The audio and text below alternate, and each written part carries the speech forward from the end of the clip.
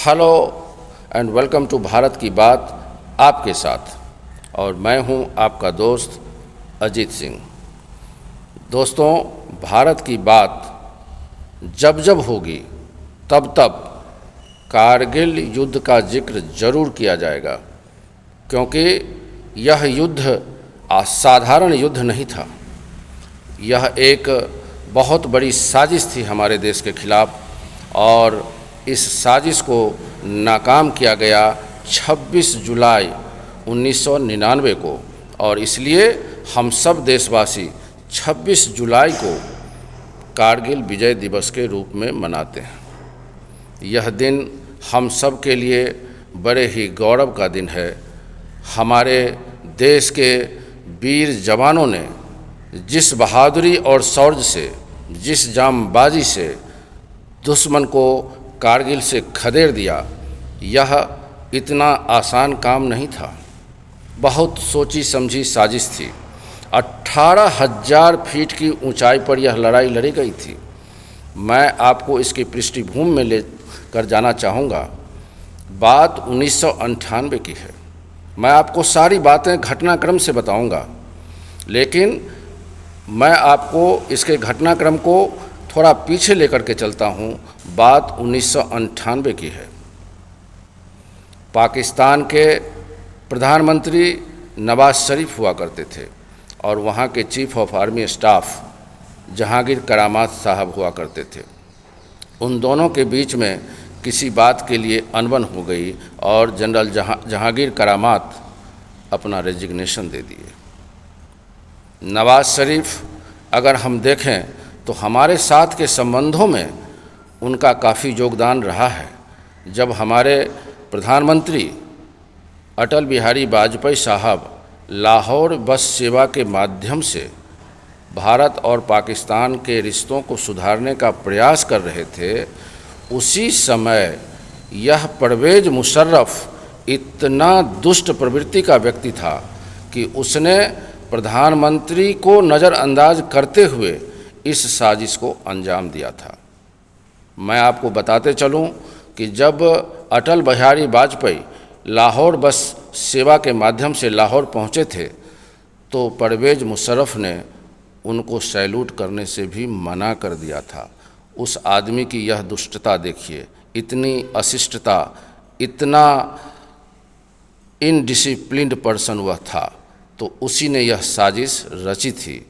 और एक तरफ वाजपेयी साहब दोस्ती का हाथ बढ़ा रहे थे, और दूसरी तरफ इस शख्स के अंदर देखिए खुराफात कि यह समय को देखते हुए अपने सैनिकों और कश्मीर के उग्रवादियों को कारगिल के ऊंची चोटियों पर स्थापित कर दिया, ढेर सारा असला बारूद लेकर।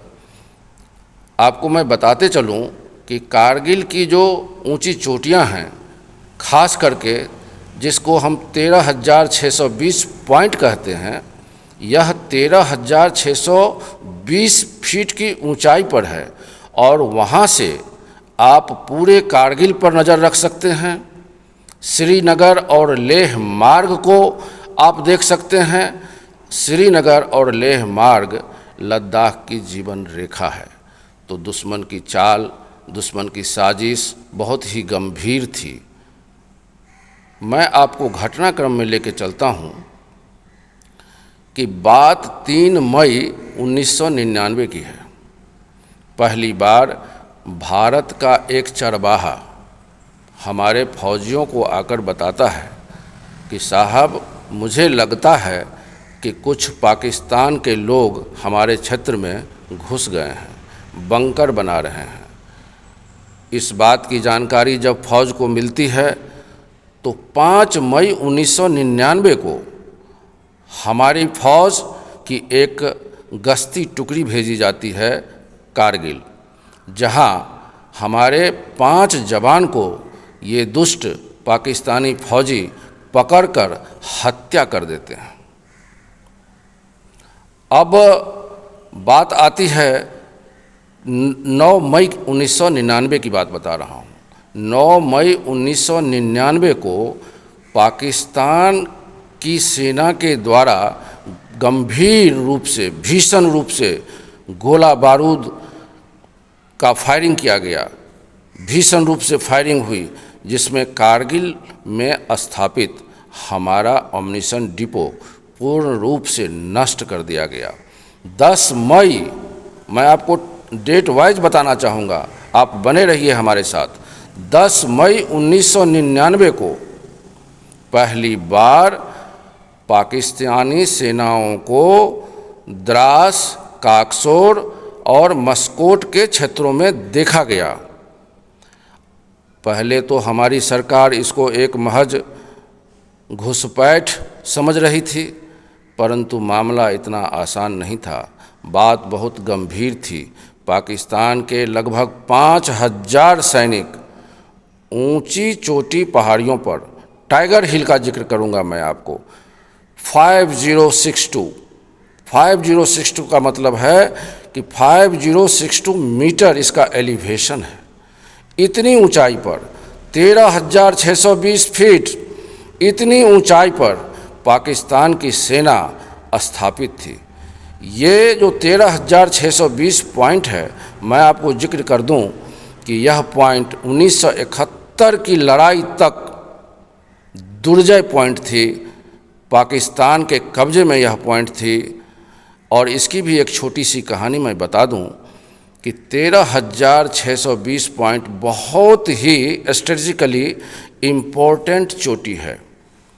इस चोटी पर हमारी सेना ने 1965 की लड़ाई में कब्जा कर लिया था, लेकिन बाद में, जब आपको पता ही है कि उस समय तत्कालीन प्रधानमंत्री हमारे लाल बहादुर शास्त्री थे, बड़े ही अच्छे नेता थे, और ताशकंद समझौता में जो 10 जनवरी 1966 को, याद रखिएगा, मैं आपको बताते चलूं, एक एक पॉइंट मैं आपको बताऊंगा, आप हमारे साथ बने रहिए। 10 जनवरी 1966 को ताशकंद समझौते में यह 13,620 पॉइंट नाम की जो चोटी है, जो स्ट्रेटेजिकली बड़ी इम्पोर्टेंट चोटी है, उसको पाकिस्तान को सौंप दिया गया। अब पाकिस्तान को यहाँ बड़ा स्ट्रेटेजिक एडवांटेज मिल गया, क्योंकि ये आकर के 13,620 पर भी काबिज हो गए थे। यहाँ से ये पूरे कारगिल पर नज़र रखते थे, श्रीनगर लेह मार्ग पर नज़र रखते थे। श्रीनगर लेह मार्ग दरअसल लद्दाख के लिए जीवन रेखा से कम नहीं है। तो इतनी बड़ी साजिश थी। यह परवेज़ मुशर्रफ इतना कुटिल था, और हमारे चीफ ऑफ आर्मी स्टाफ, याद रखिएगा, वेद प्रकाश मलिक साहब थे। उन्होंने भी बात की गंभीरता को सरकार से बताई कि यह महज एक घुसपैठ नहीं है, we may have to wage a full scale war against these intruders. ये हमारे कारगिल क्षेत्र को पूरा कब्जा कर लिया है, और ये बड़े बेहतर पोजीशन में है, क्योंकि ऊंची चोटियों से ये हमारे हर गतिविधि पर नज़र रख रहे हैं। तो ऐसे में सरकार ने भी इसकी गंभीरता ली। जब 3 मई को चरवाहों ने बताया, तो 5 मई 1999 को हमारी फौज की एक पलटन वहाँ गई, जिसको हम लोग बोल सकते हैं कि वो वहाँ पर नज़र रखने के लिए गई कि आखिर वहाँ का क्या सिचुएशन है। तो उस टुकड़ी में 5 जवानों को पकड़ लिया गया और उनकी हत्या कर दी जाती है। 9 मई को सोचिए, उन्होंने फायरिंग की, गोला बारूद की फायरिंग की भीषण रूप से, और हमारे जो अम्युनिशन डिपो है उसको पूर्ण रूप से नष्ट कर दिया। कितनी बड़ी तैयारी थी उनकी, इस बात का अंदाज़ा आप लगा सकते हैं। 10 मई को 1999 को पहली बार पाकिस्तान की सेनाओं को देखा गया द्रास में, मस्कोट में, काकसार में। तब हमारी सरकार को एहसास हुआ कि नहीं, यहाँ तो बहुत बड़ा खेल चल रहा है। तब जा कर के हमारे सरकार के द्वारा सेना को निर्देश दिया गया कि आप इसको जल्द से जल्द खाली करवाएं। और सेना को वायुसेना की मदद लेनी पड़ी। 26 मई 1999 को हमारी वायुसेना ने इसमें शिरकत की। आपको मैं बताते चलूं कि हमारे वायुसेना का एक विमान दुर्घटनाग्रस्त हो गया, एक हेलीकॉप्टर और एक फाइटर एयरक्राफ्ट को मार गिराया गया। मैं बताते चलूं कि आप यह कारगिल का युद्ध एक अपने आप में इतना ज़बरदस्त युद्ध था कि हमारे 517 जवान वीर गति को प्राप्त किए, 1363 जवान गंभीर रूप से घायल हुए, 30,000 भारतीय फौजियों ने इसमें सक्रिय हिस्सा लिया था। Bihar regiment, Gorkha regiment, Rajputana regiment, ये सब के सब कंधे से कंधे मिलाकर दुश्मनों को खदेड़ दिया। आप और हम सब, हमारे बहादुर कैप्टन विक्रम बात्रा, कैप्टन अनुज नायर, कैप्टन मनोज पांडे और सूबेदार मेजर योगेंद्र यादव का नाम जरूर जानते होंगे। इन सब महावीरों को हम सलाम करते हैं। इस दिन की खुशी में, इस दिन की प्रेरणा से बहुत सारे फिल्म बनाए गए। आपको याद होगा लक्ष्य, धूप, एलओसी कारगिल, यह सब एक महत्वपूर्ण फिल्में हैं जो इस कारगिल युद्ध से प्रेरणा लेकर के बनाया गया था। मैं आपको बताते चलूं कि इस युद्ध में हमारे बोफोर्स तोप ने भी हीरो का काम किया। आज बोफोर्स तोप के बारे में सुन करके सारे भारतवासी का सीना गर्व से चौड़ा हो जाता है। हमारे देश के नेताओं को चाहिए कि जब भी कभी कोई बड़ा नेता कोई अच्छे मशीन, जैसे आज हमारे यशस्वी प्रधानमंत्री राफेल लाए हैं, तो इसकी कितनी उपयोगिता युद्ध में सिद्ध होगी, ऐसे ही बोफोर्स तोप ने सिद्ध कर दिया था। तो इस युद्ध को जीतना इतना आसान नहीं था, बहुत ही बड़ी साजिश थी, लेकिन इस युद्ध को हमारे जवानों ने अपने शौर्य और पराक्रम से जीता।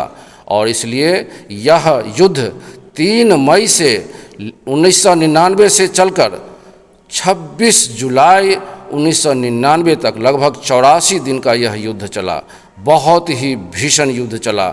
और 26 जुलाई को टाइगर पॉइंट, जिसको हम लोग 5062 बोलते हैं, उस पर जब हमारे सेनाओं ने झंडा फहराया, तिरंगा, तब जाकर के हमें इस युद्ध में विजय श्री प्राप्त हुई। इसलिए 26 जुलाई को हम सब अपने वीर जवानों के प्रति, जो हमारे वीर सिपाही अपने बलिदान को देते हुए, भारत की रक्षा करते हुए पाकिस्तान के घुसपैठियों को खदेड़ दिया, उनकी याद में हम अपना सर झुकाते हैं, उनको याद कर नमन करते हैं।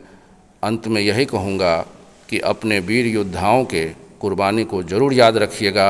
ऐ मेरे वतन के लोगों, ऐ मेरे वतन के लोगों, जरा याद करो कुर्बानी, जरा याद करो कुर्बानी, जरा याद करो कुर्बानी। जय हिंद।